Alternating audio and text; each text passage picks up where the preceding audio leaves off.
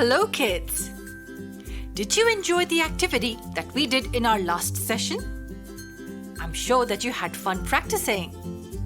Oh, Ray is asking if we're going to play that game again today. Well, do you want to play the game? Okay then. Today's game is a little different.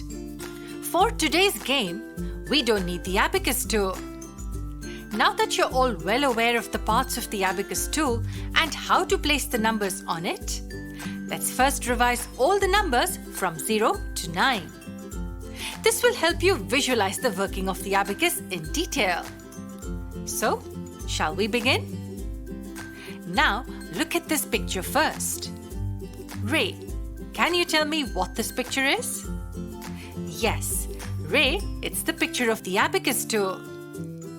This border is the frame of the abacus, and this horizontal rod is called the center bar. Ruby, what is the other name of the center bar? That is correct.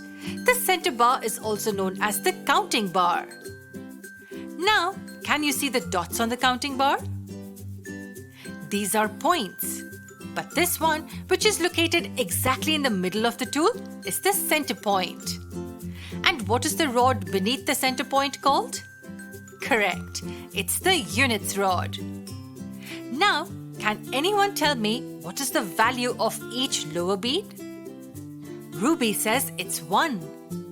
Very good, Ruby. Ray, now can you tell me what is the value of the upper bead? Correct, it's 5. Good. Now let's count the numbers. I will show you some pictures of the rod and you will have to tell me the number. Okay, children? Here we go. Now, see the first picture. Is there any bead touching the center point? No. So, what will be the value of the abacus?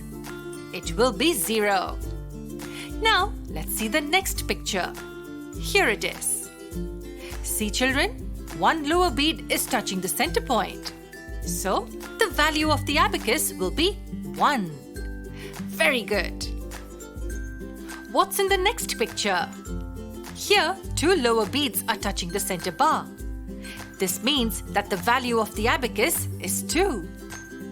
Okay, let's move on to the next number. How many beads are touching the center bar? 3 beads.